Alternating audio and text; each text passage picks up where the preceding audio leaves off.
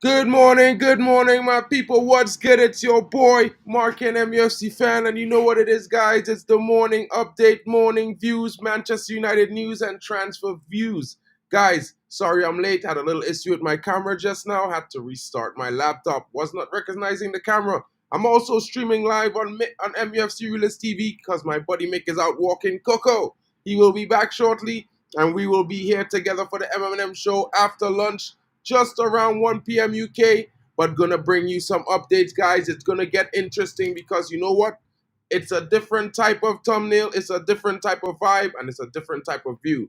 And currently, right now, we're looking at what Manchester United is saying no to as they are getting closer to the final rump of the transfer window and the players that they want to be offering, they want to bring into the club, and the players they are saying no to as well. So I know it's a different view, a different vibe, but take in the details, guys, so you would see that it's interesting and it might bring you some focus on what United is about to do in this transfer window. So let's get into the first story, guys. And as you know, there are multiple reports confirming that Ivan Toney is linked to Saudi. His valuation is probably only going to be met by the Saudi side. The Man United linked player, well, unfortunately, he's been asking for a bit too much on the weekly salary, and Man United have decided that they will not be pursuing the striker. So it's going to be very interesting to see where we go from there, guys. I can get into the story, but it looks like the Saudi club, which has yet to get close to the valuation, are still linked with him as they had offered him mammoth wages somewhere in the region of 400k per week. And it's saying that Al Ahly are still some ways from meeting the Brentford valuation of the linked striker, but all parties are hopeful of agreeing a deal this week, guys. So that kind of rules out Ivan Toney as a striking option for Manchester United. But there's other things on the horizon, guys. You know, there's some other deals coming in, some other weird announcements. You know, there's suddenly some interest coming in for one or two of our other players as well, as we will get into those stories. And let's just talk about those things because Man United are saying, no, we are not going to lose this player. He is not for sale in this current moment. But is that just a tactic? I don't know. But from what I can say, guys, I think United are giving him a chance to prove that he is every bit of the player that we thought he was. And I'm talking about Marcus Rashford. And a lot of fans might think I'm very critical of this guy, but to be fair and to be honest, I'm a really big fan of all our players at Manchester United, and he has one of the highest talent levels and abilities and mechanics in the group of players that we have. He has just not proven it at the top level. It's been a difficult situation for him over the last couple seasons. He has not been able to be consistent, but it's going to be interesting if we can get this deal. If you know what I mean, he can find his form this season going into the new season. It's going to be interesting because here's what's going on, guys. Manchester United have said no to the interest from Barcelona, and currently Manchester United are going to let Rashford do his thing this season to try and get his best going forward. That is what I'm saying, and that's what I would be agreeable about it. It's my interesting situation.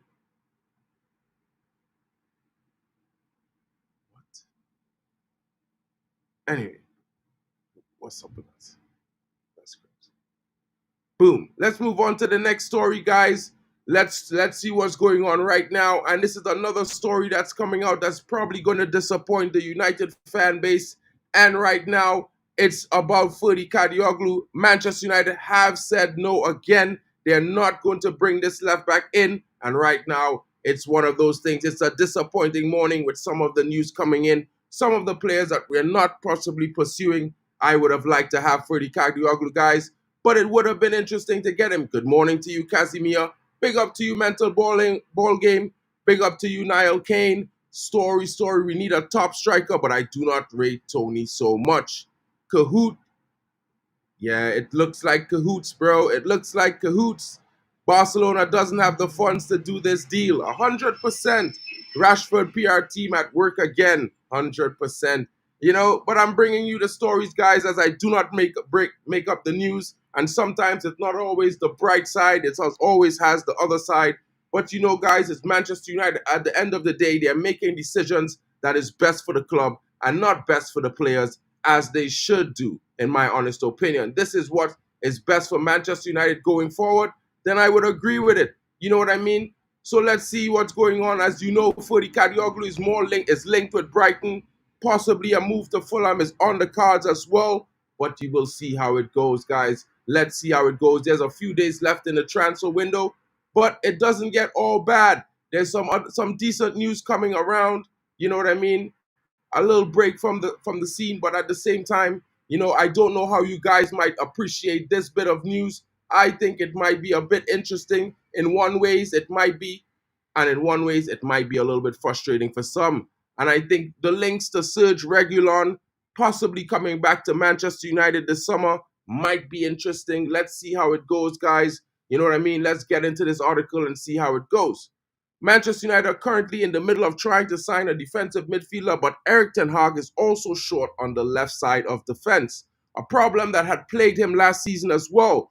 Luke Shaw has suffered an injury in preseason, while Tyrell Malacia's problems, which kept him out for the whole of last season, have continued, and he has not expected to be back before October. Right, the England international was also ruled out after the first few games last time out, and the club was forced to bring in Sergio Reguilon on a loan from Tottenham Hotspurs. He did impress in certain games, especially while moving forward, impressing the former United star Owen Hargreaves, who said Reguilon's done fantastic getting forward during United's game against Bayern Munich in the Champions League last term. The left-back issues currently, the Spaniard lasted until January, when his short-term deal was terminated with Shaw coming back to fitness. That did not last long, which meant that the decision to send him back to was not a great call. Ten Hag had to play Sofian Amrabat and Victor Lindelof in the position due to a lack of options, and the moves did not pay off. Nusa Mazraoui has been brought in this summer and has the ability to also play on the left, but he's a right back by trade. Diogo Dalot started the game against Fulham at the left, but he's also a right back by trade. So let's see if they might promote Harry Amas, guys, or if they do bring in a Serge Reguilon to provide backup. It's going to be an interesting situation. Let's keep our eyes open because United are getting to do some deals. It's going to happen in the last couple of days of the window, whatever we do. But currently, we all know that the priority is getting Manuel Ugarte through the door, and I don't think that's a bad situation. At the end of the day, if we could get him in, whatever else we do, I think it would be a bonus. And I think we would have the right time and proper time to focus on getting those deals done, in the sense if we could get that Ugarte deal over the line before Friday. Now, guys, I wanted to bring you a little bit of updates. There's some news coming out about a possible left back. I did speak to you guys about this. And this guy is Rennes left back, Adrien Truffert. And he's attracting a lot of interest, not just from Manchester United, but also from Liverpool. It's going to be a situation where it's very possible that this deal, it might be done on the cheap. He's said to be in the region of 17 to 20 million euros. So it's not an expensive deal at all. Man United could get this done somewhere in the region of 15 million pounds or less. I think it might be a more interesting deal that we might be looking at. He has performed really well at the Olympics as well. So it's a player that is in very good form. Let's see how it goes. Manchester United are monitoring the player. Let's see if they were to make an offer for this guy. There's only a few days left and we need to get the business done. But we are keeping our options open because at the end of the day, there's lots of work to be done. But we might not get it all done in this transfer window. Big up to you guys coming in. One more story coming in. This story I'm not too keen on, but it is a story of interest. As we know, we have reported yesterday that there was interest coming in for Jadon Sancho from Juventus as well, not just coming in from PSG and the other likes. So this deal might be an interesting one. As you know, Juventus has made an offer earlier on in the transfer window for Jadon Sancho, but it did not amount to anything. Now, Juventus need to get rid of this 26-year-old player, and we're talking about Chiesa, but will Man United be willing to accept him on a swap deal is something that I'm not sure about. The player has not performed well in his last 2 seasons in the Serie A. He had a terrible outing in the Euros this term, and it's one of those things where he does have that ability, but he has not performed quite like Jadon Sancho himself. So let's see how it goes, guys, because it's going to be very interesting to see if these deals happen. I would say, from my opinion, I don't think we're going to accept Chiesa. I'm not too sure. I think Jadon Sancho and Chiesa are quite the same type of player in the similar ilk, in my honest opinion. Big up for that. Now, let's get into some better news, guys. This might not be transfer news, but I think it was pretty interesting. And as you know, Matt, I have been covering, the youth team as well as some of the, the women's team situation. So I wanted to bring this to you guys just to give you a little bit of an update, because yesterday I was watching the under 21s game and I thought it was an interesting performance. They didn't start well at all, but they came back from a 2-0 deficit with Jack Fletcher Day coming back from injury and scoring a dramatic brace to earn a 3-2 comeback win after young Innes got that first goal. And I would say to you guys, it is looking bright. It's not a great start. They lost their first game in the opener against Arsenal, but they came back from behind, showing courage and the grit and the performance of a Manchester United team. And these young Reds, they're going to go into their next game this weekend coming up. Hopefully they get a better job done. They have a better start, but at the end of the day, 3 points is what matters. Big up to you, Elite Baller. Don't forget, guys, smash the like and subscribe, whether you're tuned in to MUFC Realist TV or Mark and MUFC fan. Smash those likes, subscribe, share it around, clip the channels, share it with your friends, have some laughs, enjoy it. And if you think it's some good news, talk about it as well. Get the channels trending, guys. Road to 45K for MUFC Realist TV, and I'm on the road to 1K. Let's get the networks up and get the channels going, guys. Big up to you guys coming in. More news coming in, guys. As you know, I have some more information for you I wanted to bring to you guys, and this information is coming about none other than young Manchester United women's player who is on loan at Tottenham Hotspurs. She won the PFL Player of the Year. Will she be returning to Manchester United? I am left to be seen, guys. But let's talk about this story really quickly. And the Manchester United midfielder in question is Grace Clinton. The young player last week emerged with Maya Letizia, were nominated for the prize, and now the form has officially claimed it. Clinton spent the last season on loan with Tottenham Hotspur, where she impressed and thrived. During her time in North London, the 21-year-old managed 4 goals and as many assists as she helped the side to a 6th-place finish in the WSL. Tottenham also made it to the FA Cup final, where they were beaten by Mark Skinner's United at Wembley. Clinton was ineligible to play against her parent club on that occasion. Guys, it's going to be interesting to see the developments going forward of both teams with the investments of Ineos and Radcliffe and the new players coming in on both sides of the spectrum. Let's see how it goes. And you know what, guys? It's your boy, Mark, an MUFC fan. Mick, what's up? You're mute, Mick. I'm about to close the stream anyway, Mick. So, Just good morning. Good morning. Big up, bro. Big on. Yeah, no, another breaking news as well is regarding Antony. He's in the clear. More than after a year after the investigation, DJ Gabriela, his ex-girlfriend, the Sao Paulo police concluded investigation yesterday and dropped all the charges for the footballer of domestic violence. So that's a big news as well. If you didn't know. I did that. I covered that yesterday afternoon, Mick, in a stream, to be fair. But, Okay. I just wanted to wrap up quick because I really do need to leave, bro. So, Okay. Big up to Yali Malmin coming in. Tired today, woke up very angry. Person screaming at people, got coffee, and I'm at work. Must be an interesting one. We cannot buy a left back because of some injuries, and we have lots of options. Should pry a striker and a midfielder. I mean, that's interesting, bro. Like, what are the options do we have at left back? We have no options fit currently. Luke Shaw is unavailable. Malacia is still not ready yet.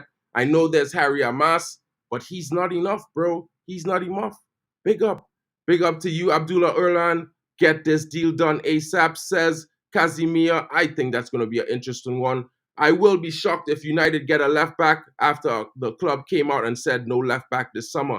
Yeah, Yali, I know. I was thinking the same thing. But then they were talking about this guy, and I'm like, this talk has been going on for at least 2 weeks about Adrien Truffert and Manchester United's interest, and his price seems to see half the price of the Kadioglu option.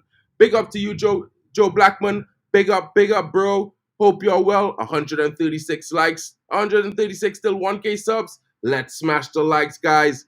You missed the show, bro. Yeah, bro. I was a little bit early on time this morning. The Trinity Time battery watch got a brand new battery from Germany, so it's working properly with precision. What's the latest on Chido Obi, Martin? Bro, all I can say to you is that the deal is going to be processed as long as the FA grants approval, and that's the only situation that I could be thinking of. You know what I mean? At the end of the day, Manchester United signed the deal. The young player wanted to move the club. Everything was done officially, but Arsenal have filed complaints which have delayed the deal, citing that we have tapped up their young star. But at the same time, the FA is investigating the situation right now, to be fair. And I think it will end up in Manchester United favor, as we were said to have to pay Arsenal some form of minor compensation for the loss of the young talent. So he will be announced as soon as all of these things have been cleared out and ironed out, and all the documents have been signed between both clubs. And we will be announcing those news as soon as that happens. Big up to him and big up to you guys. Mental ball game. What's so funny, bro? Nation of Nation fam, 100%. Get Mark to 1K. Let's get the drive on the road. Good morning to you, Mendy. How you doing, bro? Big up, big up. Hope you're well as well. And I'm about to go, guys. So if you've missed the stream, I'll give you a slight recap on everything that was said. Manchester United said no to Ivan Toney because, you know, he's wanting too much on the weekly salary, as well as he's in talks with Saudi, who are expected to get the deal over the line, and we're talking about Al Ahly. You know what I mean? Manchester United also is saying no to Barcelona, who has shown some interest in Marcus Rashford, citing that they're giving the player one more season to do his best, and then they will consider options going forward after that. Guys, we also are saying no to Ferdy Kadioglu, as Manchester United have reportedly said no left-back options coming in the summer. But as I reported to you guys, there's also some interest going into some other players who are set to be half the price of what Ferdy Kadioglu was worth, maybe younger as well. Let's see how it goes. It's going to be interesting if Manchester United get those deals under the line. The most important thing to remember is Manuel Ugarte is the priority, and we hope to get him in before the Brighton game. So you could be hearing a here we go, all terms agreed in the next couple hours, guys. And Scott McTominay as well. You could be hearing a move to Napoli has been confirmed in the next 24 hours. Big up to all of you guys coming in. It's your boy, Mark, MUFC fan. Don't forget, smash the likes for MUFC Release TV, and don't forget to smash the likes for your boy, Mark and MUFC fan. Big up to all you guys. Have a great day. We will be back later for the M&M show about 1 p.m., and it will be here. Till then, have a great one, guys. It's been your boy.